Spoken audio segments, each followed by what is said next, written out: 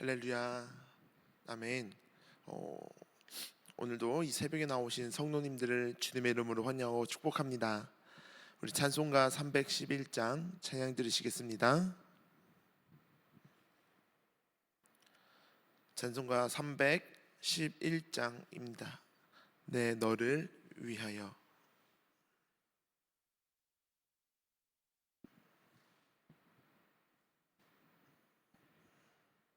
찬송가 311장 찬양 들으시겠습니다. 내 너를 위하여 몸 버려 피 흘려 내 죄를 속하여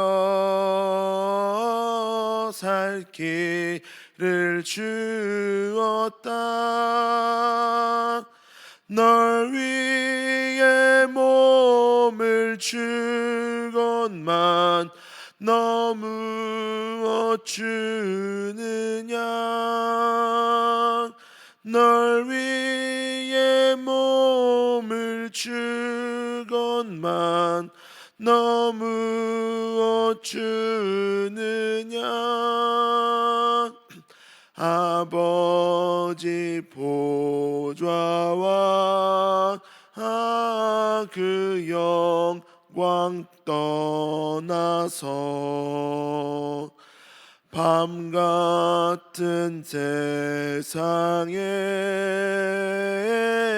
만 백성 구하려 내 몸을 희생했건만 너무 어하느냐. 내 몸을 희생했건만 너무 어하느냐. 죄 중에 빠져서 영 죽을 인생을 구하여 주려고 나 피를 흘렸다. 내 죄를 대속했건만 너무 어하느냐. 내 죄를 대속했건만 너무 어하느냐. 한없는 용서와 참사랑 가지고 세상에 내려와 값없이 주었다. 이것이 귀중하건만 너무 어주느냐. 이것이 귀중하건만 너무 어주느냐. 아멘. 오늘 함께 보실 말씀은 마가복음 14장 3절부터 9절로 말씀입니다. 마가복음 14장 3절부터 9절까지의 말씀을 함께 보도록 하겠습니다. 우리 한 절씩 교독하시겠습니다. 예수께서 베다니 나병 환자 시몬의 집에서 식사하실 때에 한 여자가 매우 값진 향유 곧 순전한 나드 한 옥합을 가지고 와서 그 옥합을 깨뜨려 예수의 머리에 부으니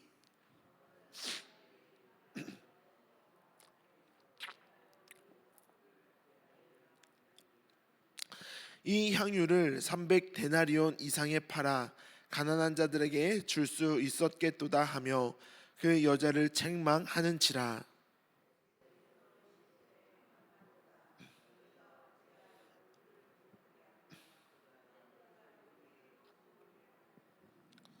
가난한 자들은 항상 너희와 함께 있으니 아무 때라도 원하는 대로 도울 수 있거니와 나는 너희와 항상 함께 있지 아니하리라.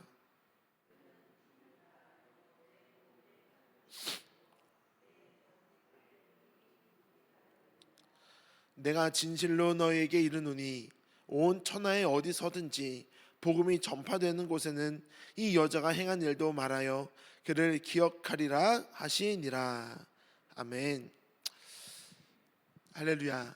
오늘 이 말씀을 통해서 하나님께서 저와 여러분도 기억하시는 그를 기억하리라 하셨던 그 말씀처럼 우리의 믿음을 보시고 우리를 기억하시는 그런 하루가 될 수 있기를 주님의 이름으로 축복합니다.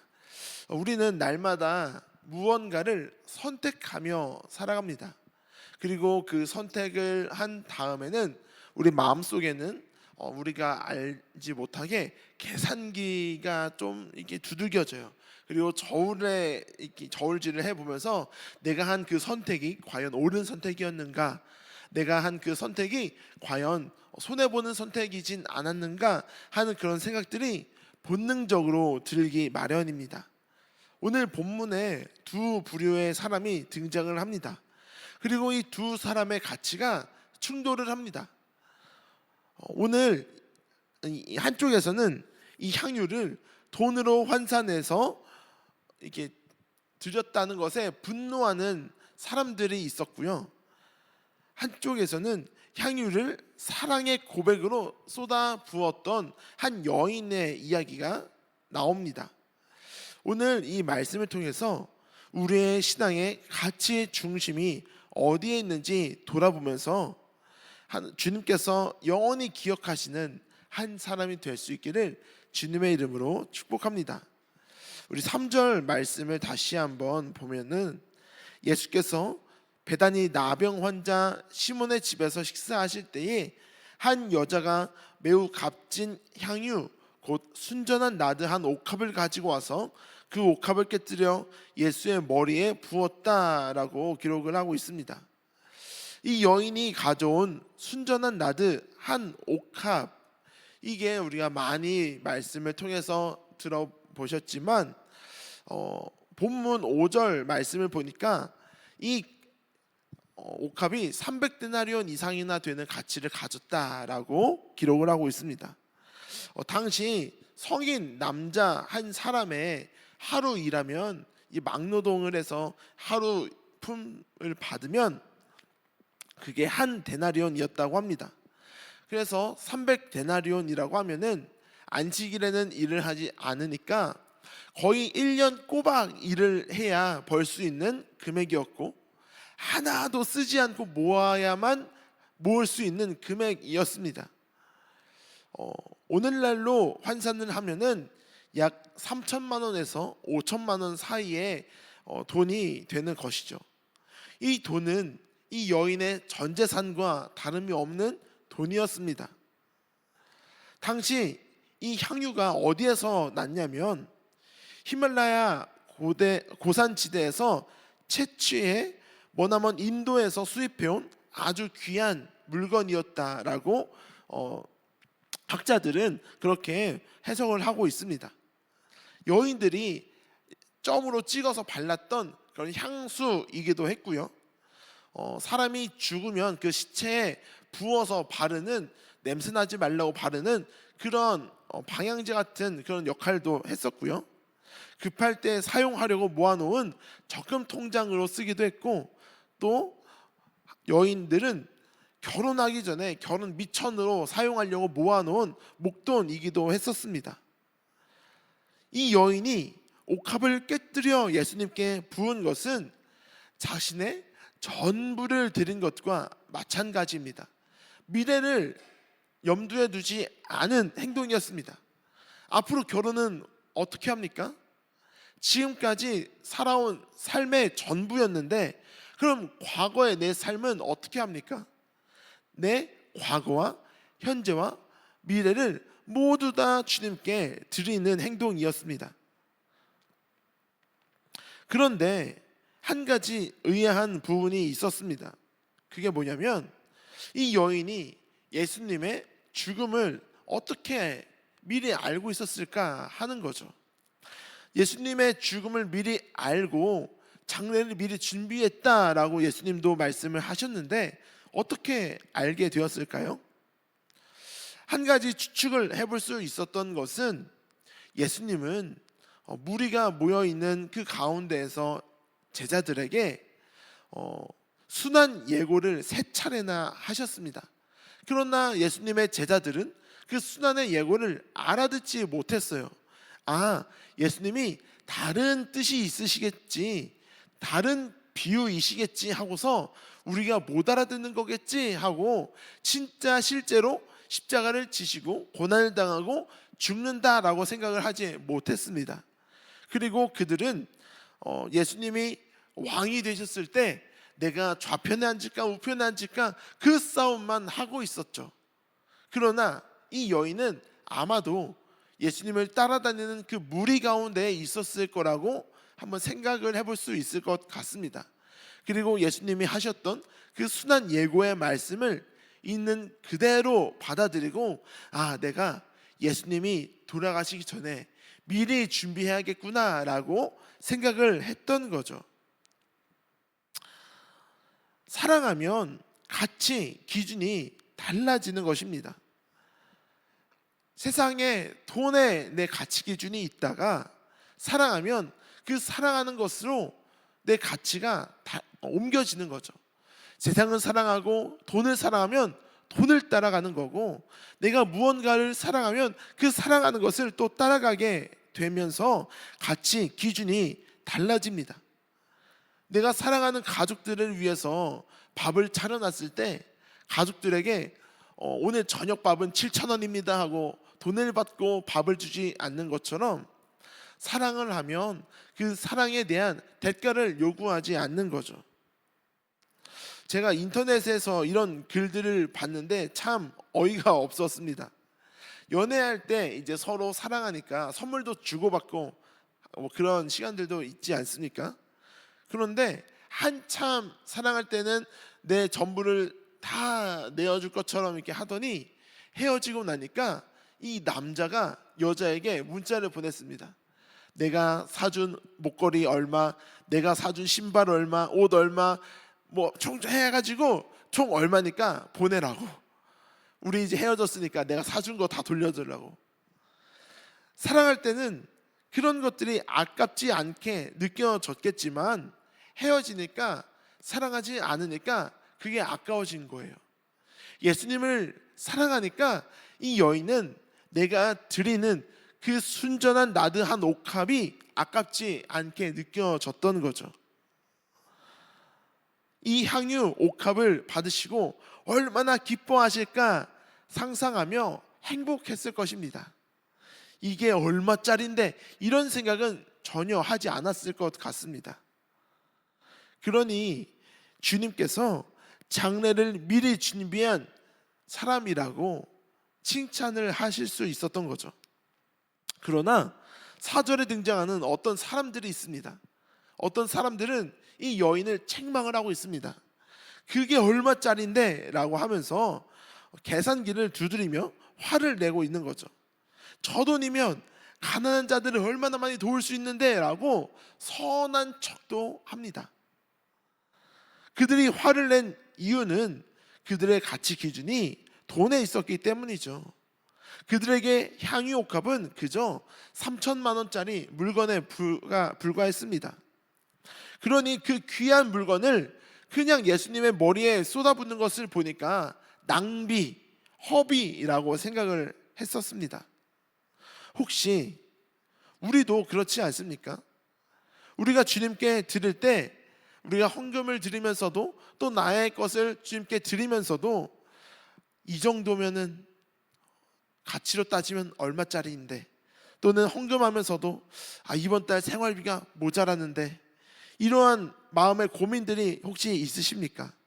또 내가 이 시간에 새벽에 나오지 않고 잠을 자면 피곤하지 않을 텐데, 이런 생각이 우리 마음 가운데 있지는 않으십니까?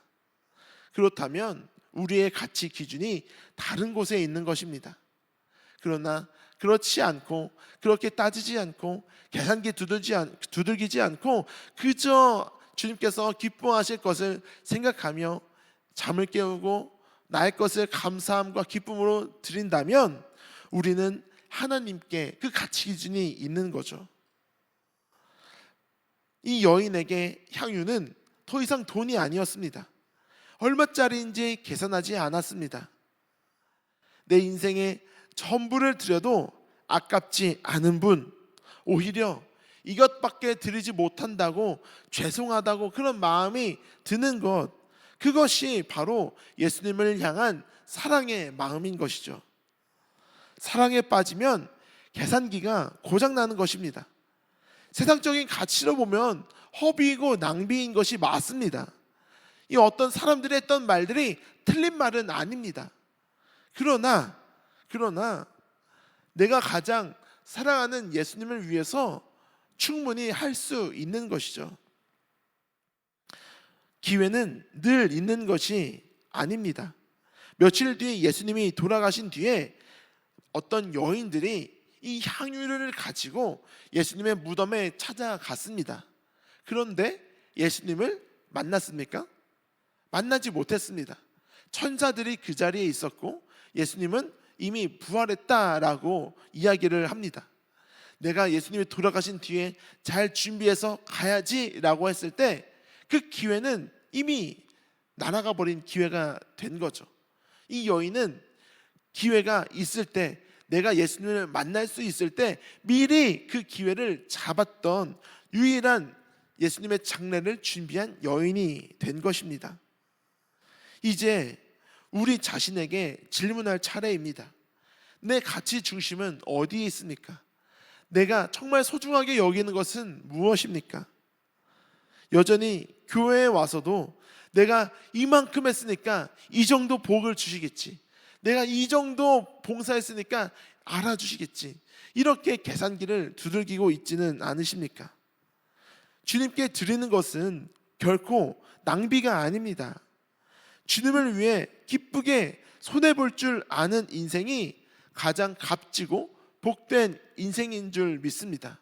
사람들은 이해하지 못하도 하나님께서는 가장 기뻐하시는 인생이 될 줄로 믿습니다.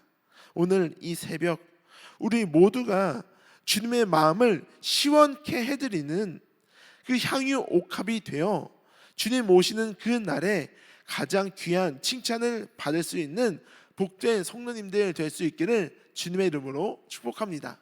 우리 함께 기도드리겠습니다.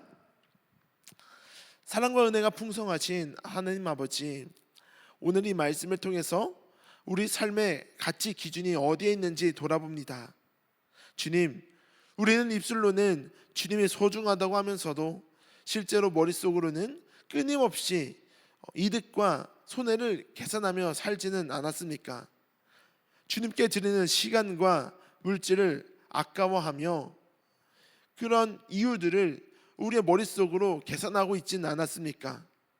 우리의 인색했던 그 마음들을 용서해 주시고 주님을 더 사랑하고 주님께 드리는 것을 더 감사함으로 여길 수 있도록 우리의 믿음을 더하여 주시옵소서.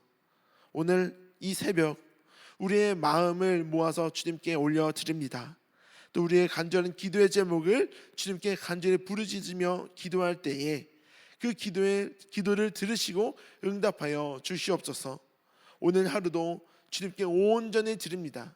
내가 계산해서 드리지 않고 온전히 드릴 수 있는 오늘 하루가 될 수 있도록 은혜 베풀어 주시옵소서. 오늘도 우리와 함께 계시는 나사렛 예수 그리스도 이름으로 간절히 기도드렸습니다. 아멘.